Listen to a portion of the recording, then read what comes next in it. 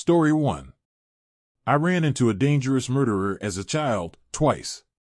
I live in a very rural area in Tennessee, and this happened either the summer of '92 or '93, so I was a preteen. I can still see this in my mind like it happened yesterday. Like I said before, a rural area in Tennessee, where we used to have some serious issues with people dumping unwanted, worn-out items and garbage down our beautiful hillsides and ravines. At that time, it was common to find illegal dumping sites everywhere because there was no bulk pickup offered by our one waste disposal monopoly. In this part of the state, the economic disparity is obvious. You have some of the poorest people and some multiple mansion and vacation homes folks. My family fell somewhere in the upper middle class. Thinking Titanic, we would be in either the lowest rung of first class or the very top of second class.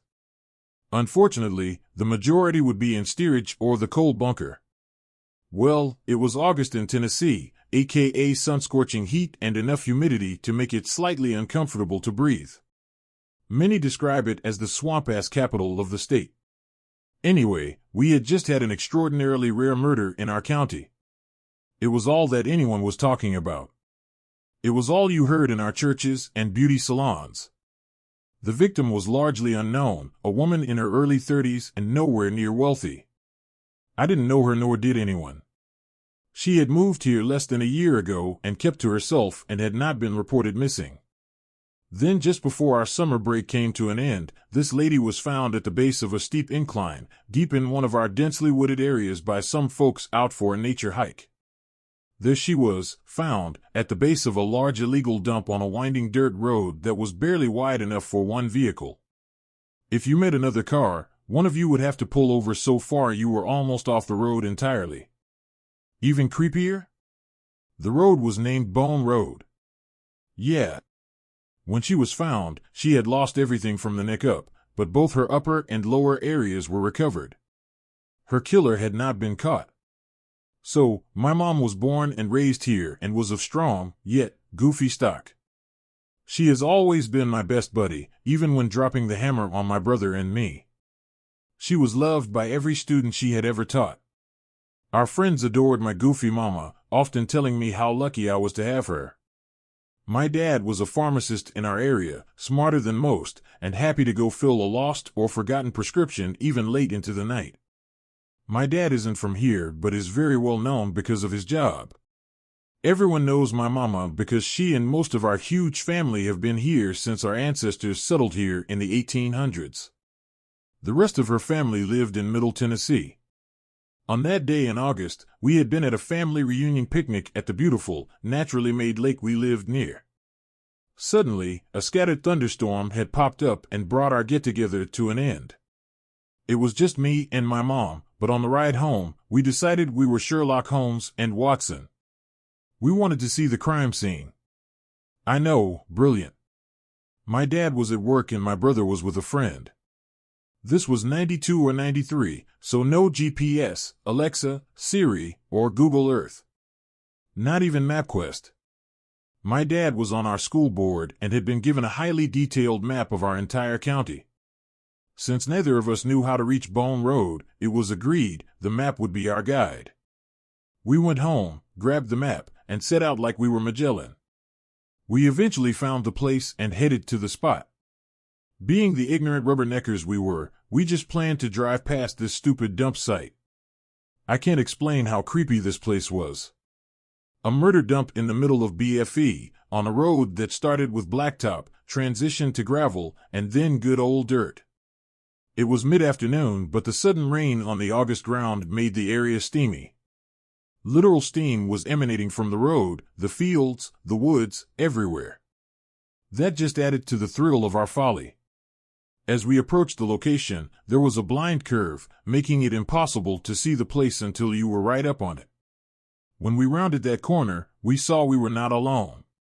A very dirty man had his very dirty truck pulled over at the dump, just far enough to allow us to pass. Sure, Joe Dirt could have been just another looky-loo, like us. But he gave off a creepy AF vibe. Just standing by his truck, looking down into the dump. It wasn't a sheriff's officer, we know all our local authorities, and they had cleared the location a day or so before. Anyone could access the area. As we squeezed past his truck, he was standing on the passenger side of our car. I'm 12 or 13, I can't drive, so he was on my side as we passed, so close to him I could see his 2 teeth clear as day. He just smiled in this uber-creeptastic, almost leering way. Not nice, not friendly. We got past and thanked the Lord that Mr. Two-Tooth hadn't followed us. We agreed we would reach the end of Bone Road and get the hell out of there. Oh, you know there's a but, we reached the end of Bone Road, ending at a field. Bone Road was a dead end, no pun intended. My mom said the words I had been screaming in my head, OHF*#K. We had no choice, we had to do a 5-point turn and go back from where we came. Oh, I bet he's gone now, my mom's feeble attempt to soothe us both. Guess what? He was still there. Still smiling his huge 2-tooth smile. Now, as my adult self reflected on this, he could have come after us, knowing we would be cornered, but neither of us has ever been accused of being too rational. We made it out unscathed, of course, and my dad hit the roof when he heard the tapestry of idiocy our afternoon adventure was. But, you know there's always a but. Days later, our newspaper heralded the good news. The murderer was caught. The woman had been killed by a boyfriend turned stalker. She had moved here from a town about 45 minutes away to get away from him, but he found her. He just drove around with her body in his truck before happening on the dump. Happily ever after? No. As we stared down at this guy's mugshot, it was real. Mr. Two-Tooth was her killer. We never told my dad that part. Mr. Two-Tooth was convicted of first-degree murder and abuse of a corpse. He will die in the state prison system, serving life with no parole. Still, Mom and I promised we would never be so dumb again. We still have weird adventures, but not to freaky, remote murdered dump sites on unknown terrain and with no one knowing where we are. We really could have met our literal dead end. It's an odd thing, knowing that you had been face to face with a brutal murderer, not once but twice. Well, I did have a super too close to call run-in with another murderer, but that will have to be another post on another day. Oh, but Mr. Two-Tooth, let's not meet. Ever. Again. Story 2. A man told me you don't realize how much danger you are in. And I'll never forget it.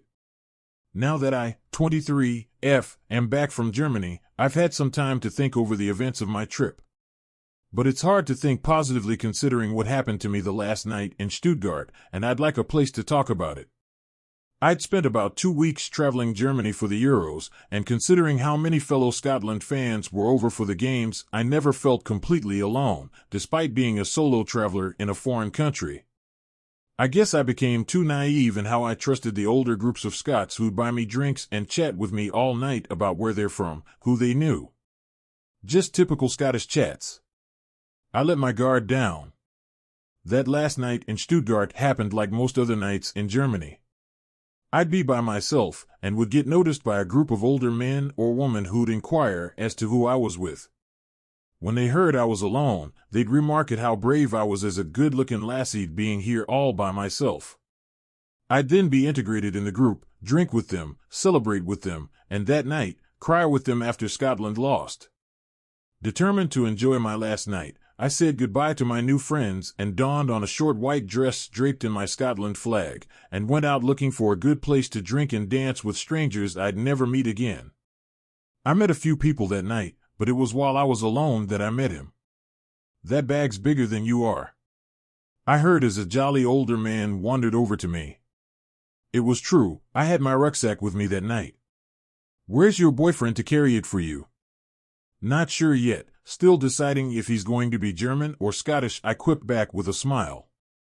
Most of my interactions would start this way, with a friendly interaction resulting in an offer to come drink with their group. And after offering to take me to a nearby Irish pub to drink with him and his family, I graciously accepted and we began walking. He was overly exaggerating how incredible he thought I was for doing this alone, bowing to me and excitedly telling passers-by how I was myself and how brave it was. I would smile awkwardly and change the subject. I wish I could say alarm bells were ringing, but they weren't. After all, he was just a wee Scottish grandpa, one of many I'd met that night. He began prodding me on if I had somewhere to sleep tonight, remarking how they had room in their hotel if need be. I wouldn't force myself on you or anything. I froze. It was so unexpected. I truly looked at him for the first time since I had met him. He was a relatively short man, taller than me, with a larger build and wrinkles to match the white hair that was poking out from under his Scotland cap. He began quickly explaining how he knows I'd be cautious about that sort of thing being a smart girl, that I could trust him, but again reiterated that he wouldn't force himself on me. I laughed nervously as all the beer I drank earlier seemed to drain from my body, and I began taking in my surroundings. Where did you say your family were again? Just in an Irish pub up this hill. So like I was saying, I didn't really pay attention to him. We were still on the populated main street of Stuttgart, but the numbers were dwindling the further we went. My ears pinged an alert to my brain, signaling I had just missed something important or horrifying. So I mustered up a smile and politely asked, "What did you say, sorry?" "That I'm vegetarian. Because I killed my 44th man in a vegetable field. Oh, I've been deployed in loads of countries. The first 6 lives I took were in Ireland. My blood ran cold. I am a descendant of Irish immigrants who fled to Scotland to escape the brutality of the Troubles in Ireland. Did this man kill my family? Killed 12 in Iraq." I could only listen to parts of his ramblings as I began desperately planning my escape, locking eyes with every person that walked past. There weren't many. We had almost reached the top of the main street now. "Why are you so tense all of a sudden?" The words brought me back to the conversation. "You know I can read you like a book. I'm doing all this for you, see. I want to protect you. And Molly, I can guarantee you right now, you don't realize how much danger you are in." I felt a gentle tap on my shoulder, spinning round to see a young German man smiling at me. "Schottland." He motioned to my flag. "I love Scotland." "Is there anywhere to eat around here?" I blurted out, staring at him, praying I'd turn around and the old man would be gone. Brief confusion crossed the German's face before the old man began rapidly jumbling up the sentence "Sprechen Sie Deutsch" in an attempt to sound as if he was speaking German. "Essen," I whispered. The young man pointed in the direction we just walked from. "There's a McDonald's down there." I turned back to the old man, whose look I could only describe as emotionless.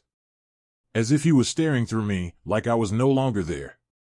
I felt another cold shiver before smiling. "I'm gonna go grab something to eat, but I'll meet you in the Irish pub later." As if snapping back to his jolly self, the man quipped, "Now don't be like that. I'm off to a rave just now. I'm playing at it. You don't want to miss it." "I'll catch it later," I smiled. The man's face again dropped into a blank stare before he turned and walked off. I think the German man called after me, but I didn't hear him. I kept my head down and walked wherever my feet wanted to take me. I couldn't think, only walk. I don't know how I got to the train station, nor how I got to the hostel. There were no Irish pubs in Stuttgart, or at least not in that direction. To all solo female travelers, never say you are traveling alone. To the German man, thank you. And to the Scottish man, let's not meet again. Story 3. Meet Jane. I don't know much about Jane except that she's from a small town and she moved here with her friends and boyfriend for university. When I first met Jane at the pub, I thought she hated my guts. She always gave me nasty looks, and when my friends tried to approach her friends, she'd be rude to me. Jane is pretty, like very, very pretty. Like every guy in town has a thing for her. But Jane's boyfriend is insane, to say the least. They are regulars at the pub, and I've seen them break up around 3 to 4 times, and the waiter working at the pub, guy in my friend group, says he's noticed them break up a dozen more, but they always come back together. Couple of months back, I had just finished with the gym and I had just showered when my mom called and asked about this pub, and how's the food there. I told her the food's to die for, and she said she and my stepdad were on their way there. I told them I would meet them too because I was dying for some hot wings and a burger. We sit down, and me and my dad just start drinking beer after beer. and in no time I had downed 0.5 pints of beer. I was getting a little bit tipsy, but I kept pushing though. My dear friend, let's call her Tina, called and asked if I was down for a drink. I told her to come to the pub as I was already there. She's gonna meet my folk, and they planned on leaving soon, so she and I could continue. That's how it happened. My parents left and Tina and I continued drinking on our own. The pub was closing, so Tina decided to go to the bathroom, and I walked with her inside to see if I could get another pint. We stumble upon Jane. Jane starts talking to Tina, and I realize they know each other. We all sit down to comfort her as she was a crying mess. Her BF and she were done for good, and she revealed that he used to really abuse her. Mentally and physically. I felt bad for her, so when she rested on my shoulder, I just let her. Tomorrow night, I get a DM from her, and she's apologizing about the trauma dumping. I tell her it's no biggie as we all need to vent sometimes, albeit I do that to my therapist, not strangers, but whatever, the therapist is a stranger I pay IG. We continue chatting, and she constantly goes between I can't text you, and then texting me again. Don't text me, and text me first when I don't. Keep in mind this is like 2 days since that interaction. One drunken night, she texted me to meet her. It was around 2 a.m., and I had my little cousin over. That whole night we watched movies, and he had just fallen asleep. So I declined her offer. Also, I feel it'd be a bit weird for me to hang out with her completely sober while she can barely see. It's just weird to me. The next day, she sobered up, and I agreed to meet her for a hangout. We hung out for a while, and she was fun to hang out with. I did like her, and worry about her and her ex. Soon enough, her leech of an ex left town as he was never really interested in uni, just being close to her. On one of our dates, she revealed to me that she realized she had feelings for me, and that's when she broke up with her ex, resulting in him physically attacking her. One day, we had a date at her place. A little steady date. After we finished studying, we relaxed on the couch and ended up making out.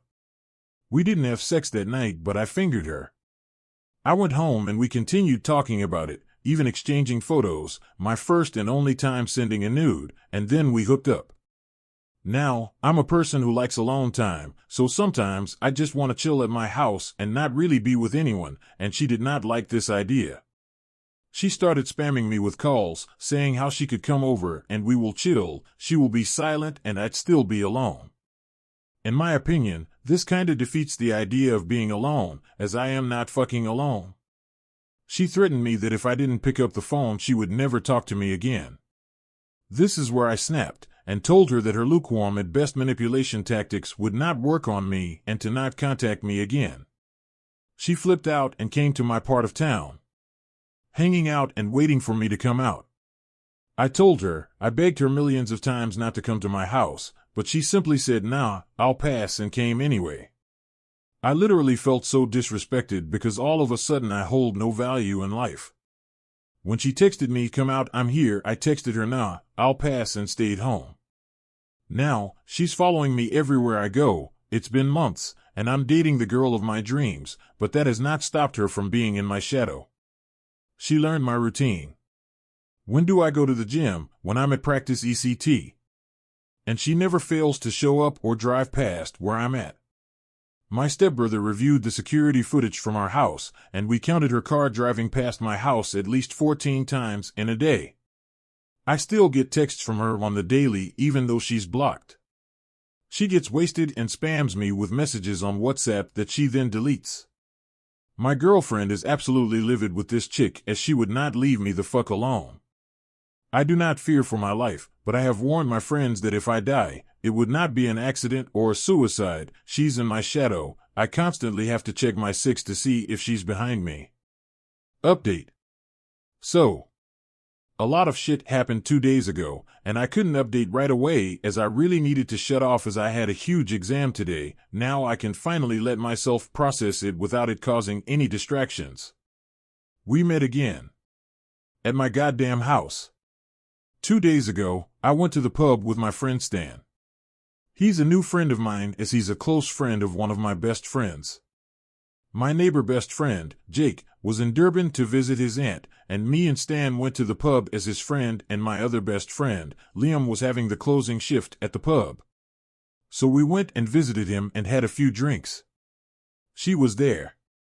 And everyone was giving me these weird stares like I'd murdered their whole family.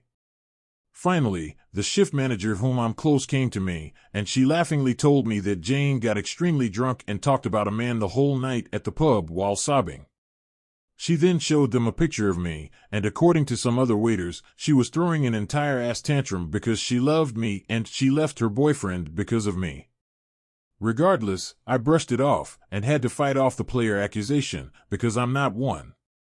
Anyway, Liam finished his shift, we got into my car and we drove to my house where my girlfriend had already arrived. My mom and her were in the kitchen making dinner, and my stepbrother, younger brother, and stepdad were in the living room just shooting the shit, so I joined them with my friends. At one point, I was in the kitchen with my mom, girlfriend, and stepbrother. And my mom asked, "Who made the kitchen into a mess this morning?"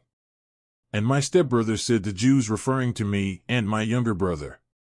We burst out laughing, so I didn't hear the doorbell. My stepdad did, and he went to open the door. Jane was at the door. She had let herself in and she was standing in the living room yelling after me. We came out of the kitchen and we were just staring at her. She begged to talk to me, and I just stared at her and told her that we already covered everything. But she continued begging me. My girlfriend pulled me aside and told me to just talk with her, maybe it will give her closure and she will leave me alone. I took her to my backyard. She started apologizing for hurting me. She said I'm sorry like 15 times. I told her that she has nothing to apologize for and that I sadly cannot forgive manipulations that easily and that she should give up. She started blaming the alcohol on it and how she was drunk that night. And I told her that she's been drunk every day for 9 months now since she arrived in this town, and she only knows me for 6 of those 9 months. She tells me how she used to drink herself crazy back then because of me too. Here's where I snapped, and I told her I just caught her in another one of her lies, and she smirked, gave me this creepy look and said, "I love lying to you." The look she gave me sent shivers down my spine. My yard was dark, and her eyes just seemed demonic for a moment. She was continuously getting closer to me. And I froze. I couldn't step back, not that she'd hurt me as I'm 6 feet 2 inches with 250 pounds, but a knife would do some good damage. But Jane had another idea. She launched herself at me, locking her lips with mine. I pushed her off, yelling for her to stop, yelling "N-O, N-O, N-O." I walked inside. I was mad. My girlfriend looked like she was about to beat her up. I looked at my stepdad and begged him to drive her home. They got her out of my house as she was kicking and screaming. But then she refused my stepdad's car ride and decided to walk. In the middle of the night, and whoever lives in South Africa knows how fucking stupid that idea is. Anyway, she got home safe as I woke up to texts from her on WhatsApp she had deleted from a phone number she had me blocked from. So I pray she's actually done with me this time, because this is just too much to handle. Thanks for watching. Like and subscribe to Basic Spoon for more daily Reddit content.